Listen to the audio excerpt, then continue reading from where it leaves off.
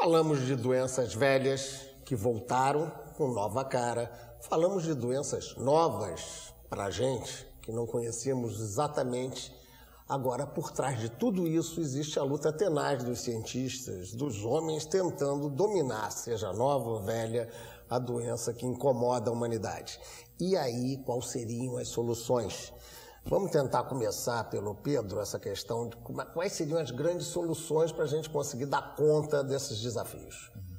Quer dizer, eu acho que tem dois planos de soluções. Essa foi uma discussão que a gente abordou um pouco há 2 blocos atrás, né? É claro, não passa tanto pela ciência. Portanto, eu não vou me deter muito nela, mas é o que... Que é aquela questão da saúde pública, o Eduardo falou antes, que é a questão social, exatamente da saúde pública, quer dizer, de utilização de conceitos, de ideias e de coisas que estão disponíveis. E isso resolve uma parte gigantesca dos problemas que muitas vezes se resolvem. Agora, tem problemas que exigem realmente desenvolvimento científico, né?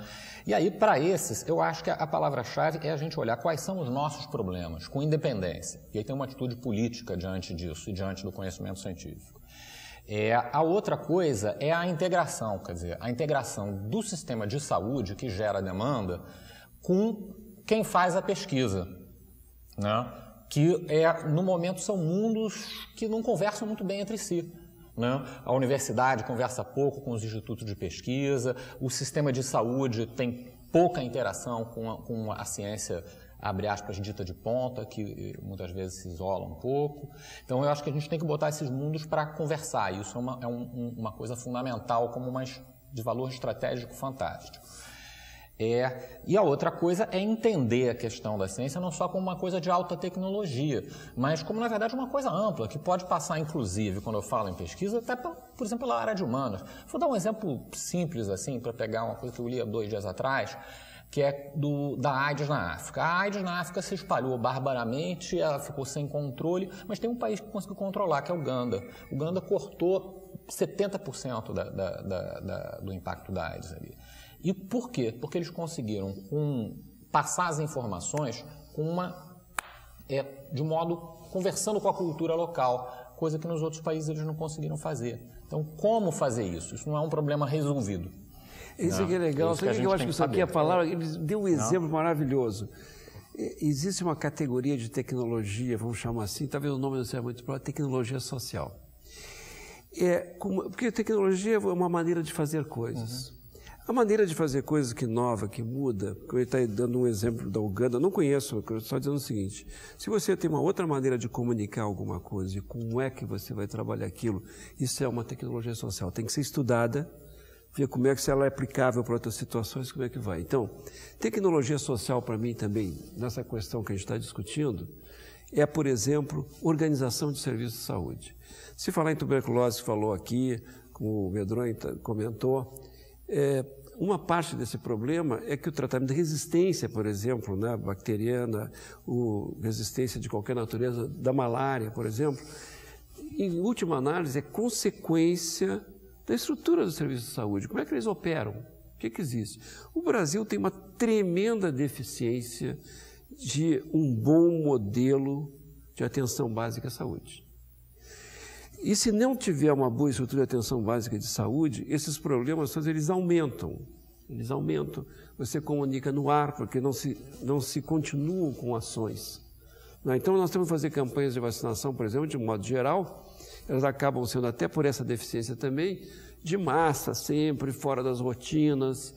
Claro que está avançando, mas eu quero dizer o seguinte: nós temos uma deficiência. Então, só chamar a atenção que num problema pontual ou num conjunto de questões para resolver doenças que reemergem ou que aparecem pela primeira vez, a estrutura é fundamental. Essa estrutura quer dizer, o médico vê, fazer diagnóstico, capacidade de diagnosticar. Aí é nosso suporte, que o Carvalheiro está trabalhando agora com a inovação tecnológica. Hoje nós temos condições de diagnosticar mais rapidamente as coisas, com os recursos tecnológicos que a gente tem. Agora, tem que botar esse diagnóstico a uma resposta, quer dizer, ter o tratamento adequado. Bem, mas aí também tem um problema, pelo menos que eu saiba, e vocês podem me completar se eu estou certo ou errado nisso. Grande problema de, muitas vezes, o médico não notifica e fica muito difícil você ter um controle, você saber, Carvalheiro. Eu queria fazer um contraponto aí para não aparecer no final do programa que nós estamos considerando que toda a nossa organização de serviço de saúde está absolutamente falida. Não é verdade. E nem é isso que eu acredito que o Eduardo... É evidente que todos nós temos críticas, não é, ao nosso sistema de saúde. No entanto, nós temos um sistema de saúde novo neste país que está sendo reconhecido hoje como um modelo, não apenas porque tem, por exemplo, um bom programa de AIDS, não apenas porque tem um bom programa de imunizações. O Brasil é, no mundo, não só nas Américas, um exemplo de uma organização do programa de AIDS que é exemplar.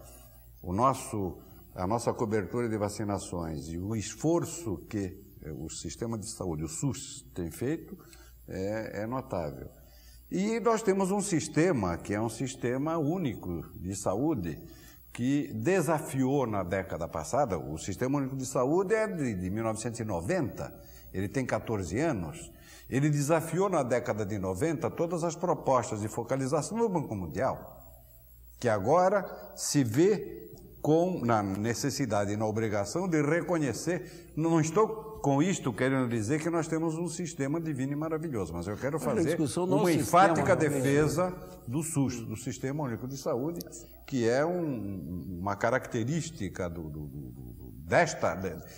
Brasil, é uma característica da discussão da ciência e da sociedade brasileira. Eu acho que... Mas mesmo assim, Medronho, não falta, do ponto de vista, seja de pesquisa ou seja da dedicação específica às doenças, mais coisa. Por exemplo, eu citei essa questão de uma não notificação, isso é muito reclamado. Você às vezes não localiza a evolução de uma doença quando você até não atenta para a estatística. Não, certamente. Quer dizer, em primeiro lugar, eu gostaria de ressaltar assim, o nosso país, o Brasil, é um país fantástico, paradoxalmente fantástico, né?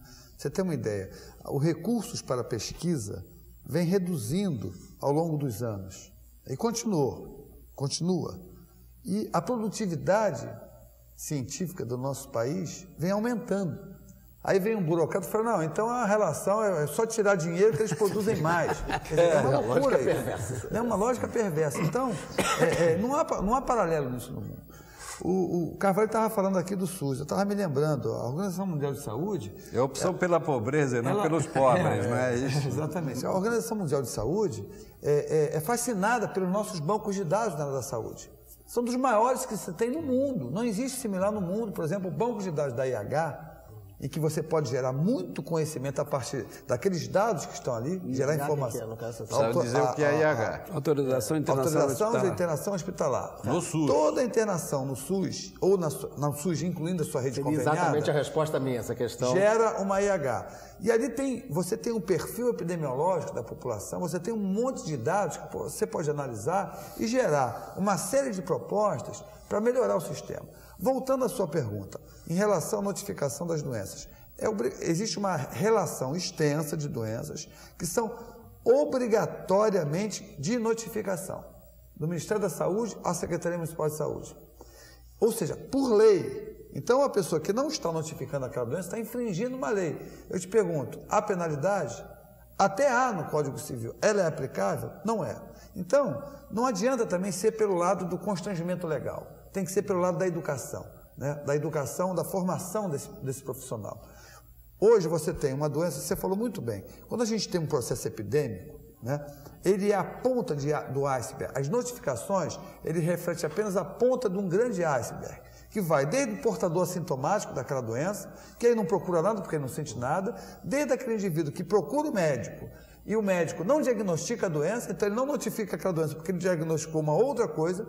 O médico diagnosticou aquela doença, mas não notificou porque ele não está consciente de diagnosticar aquela doença, e aqueles médicos que diagnosticaram corretamente, notificaram corretamente, e a notificação chegou ao nível central. Ainda tem isso. Esses são os casos que saem no jornal. A atual epidemia de conjuntivite no estado do Rio de Janeiro tem, por exemplo, no município do Rio de Janeiro, cerca de 37 mil casos hoje, né? Certamente esse número deve ser 3 a 4 vezes maior. Porque muita gente não vai. Muita Não gente vai ao nem hospital vai, porque é uma fila monstruosa. já está sabendo o que é que E tem que essa doença fazer. não é de notificação, essa conjuntivite viral não é de notificação. Deixa eu aproveitar aí uma questão de doença famosa, né? Já que falamos em doença que sai no jornal. A gripe do frango, essa região que o Eduardo achava que é um polo gerador de doença, e a pneumonia asiática. Há uma grande divulgação da imprensa, depois a coisa cai um controle, elimina-se, a gente chega à conclusão pelo vírus, ou esse risco permanece? Não, em primeiro lugar, é o seguinte, tem algumas coisas que tem alguma coisa cíclica também, sem falar especificamente nessas, por causa das imunidades. Quer dizer, quando circula alguma coisa, você tem uma boa parte da população que alguns nem chegam a adoecer, mas tem de forma branda e proteção. Então, as doenças realmente têm uma história, no sentido que elas vão se disseminar e ter períodos de maior densidade, com mais casos, menos casos, regulado por vários fatores, incluindo a imunidade populacional. Não é só de introduzir. Então, quando a gente vê dengue aqui, os intervalos que tem, não são só o combate ao mosquito, também tem questões ligadas à imunidade coletiva, digamos, que faz disseminar ou não. Mas eu acho que o central, tem uma coisa que eu não queria perder, é que a gente tem uns problemas que são comuns, que estão ligados à biologia. E eu queria voltar um pouquinho, porque especialmente o Carvalheira, quando fez uma ampla defesa do SUS... Eu queria só que você fosse rápido, porque rápido. daqui a pouco a gente vai ter que acabar. Uma ampla defesa do SUS, então, pegando a perspectiva de controle de doenças, esses programas têm sido muito melhores, verticais, do que realmente na atenção primária. Nossa deficiência é fantástica em atenção primária. E nenhum país do mundo deixou tão desleixada a atenção primária do quanto o Brasil desde a década de 80 para cá. Bem, infelizmente, né, nós teríamos aqui muito mais papo para levar, eu agradeço a presença de vocês, e temos uma continuidade na possibilidade do programa. Primeiro, a sua participação de casa através do e-mail ideias@tomeciencia.com.br.